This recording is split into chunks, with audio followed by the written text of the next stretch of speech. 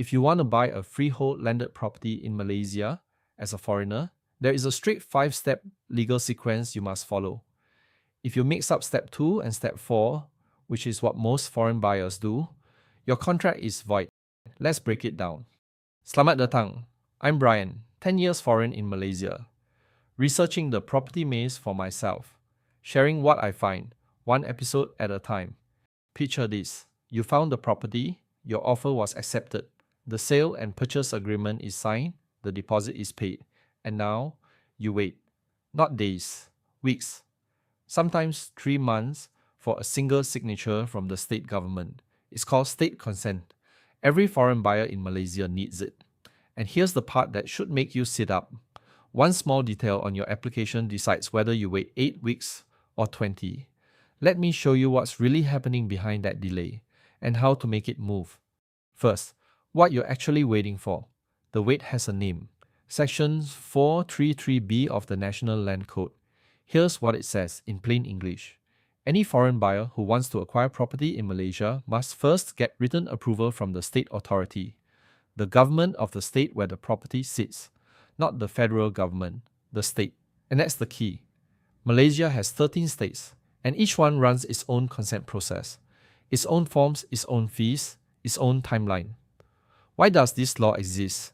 It lets each state keep oversight of who owns land within its borders. It is, quite deliberately, a checkpoint. So when your lawyer says, we're waiting for consent, this is the law they're waiting on. So what actually happens during those weeks? Here's the journey, step by step. Step 1. Your lawyer files the application. They submit the consent forms, your documents, and the state fee to the state land office. Step 2. The land office reviews it. They check your documents and confirm the property qualifies for foreign ownership. Step 3. It goes to a committee. A state ESCO or land committee actually meets to approve foreign acquisitions. Your file waits for that meeting, and meetings happen on the state's schedule, not yours. Step 4. The consent letter is issued. Once approved, the state issues a formal consent letter. That's the signature you've been waiting for, and only then can your purchase move to completion. 4 steps. And notice, most of the waiting is in steps 2 and 3 inside the state office, where you have almost no control. Almost. Second, so how long does it really take? Here's the honest answer to how long does consent take. It depends on the state. As a general guide, Kuala Lumpur and Selangor tend to be the quickest, often around 6 to 8 weeks. The Klang Valley officers process a high volume and they're efficient. The middle band, states like Penang, Johor and Malacca, typically run 8 to 12 weeks, and the slower end, Sabah and Sarawak. East Malaysia runs its own land systems entirely, with extra layers of approval. 3 to 4 months is realistic, sometimes more. So when you budget your timeline, don't use a national average, use your states. 12 weeks is a safe planning number for most of the peninsula. But here's the thing, the state office is rarely what slows you down the most. You are. Let me explain. Third, why consent stalls, and why it's usually you. Here is the single most common reason a consent application gets delayed, and it is almost absurdly small. A name mismatch. Your name, spelled one way on your passport, and spelled even slightly differently on the sale and purchase agreement. A missing middle name, a different order, a character that didn't carry across. To the state land office, those are 2 different people, and they cannot approve a transfer to a person whose identity doesn't match across the documents. So the file stops. They issue a query. Your lawyer responds. The file goes back in the queue. You've just lost weeks to a typo. Remember that 8 weeks versus 20 I mentioned at the start? This is it. Every name, every document must match your passport exactly. Check it before you sign, not after. The name mismatch is the biggest. But here are 4 more that quietly add weeks. 1. Incomplete documents.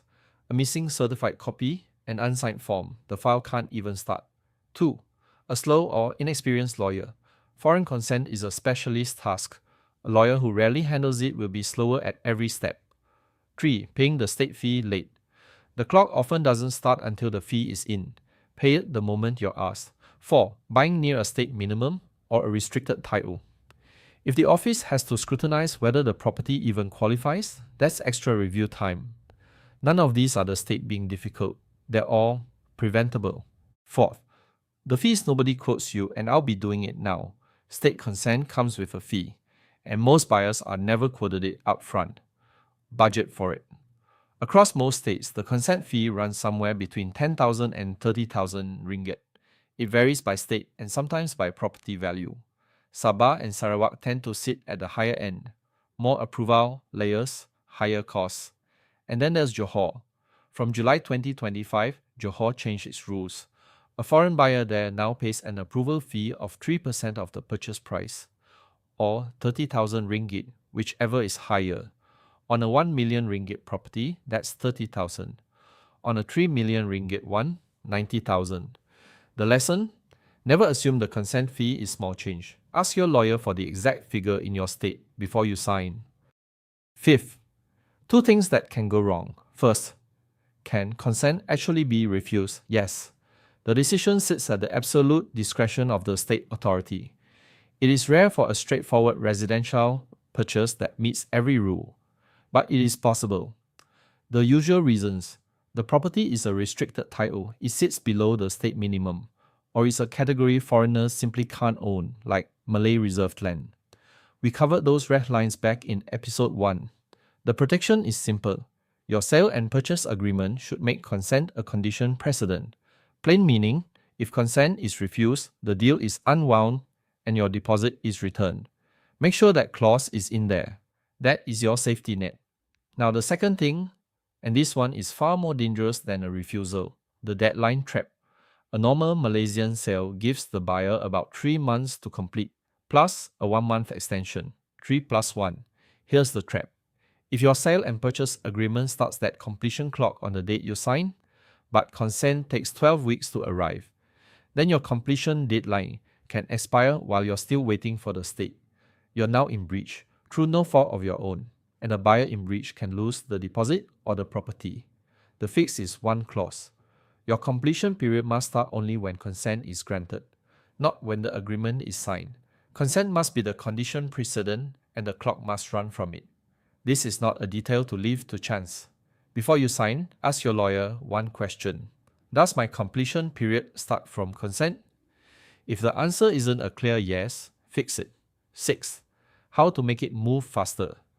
You cannot speed up the state committee itself, but you can remove every delay that's within your control.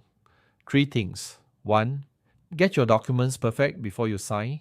Every name matching your passport exactly. Every copy certified. This alone prevents the biggest delay there is. 2. Use a lawyer who handles foreign consent regularly.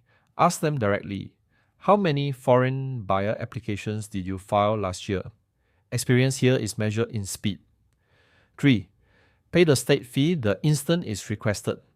Don't let your own paperwork be the thing the file is waiting on. Do all 3 and you've turned a possible 20-week wait back into a clean 8 to 12. That's the whole game. So, my bottom line on state consent. The wait is real and you can't remove it. 12 weeks is normal.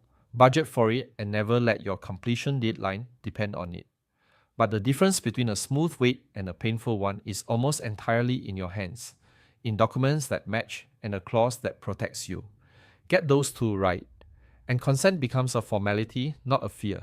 Before you go, let me quickly review what's coming up. Episode 7.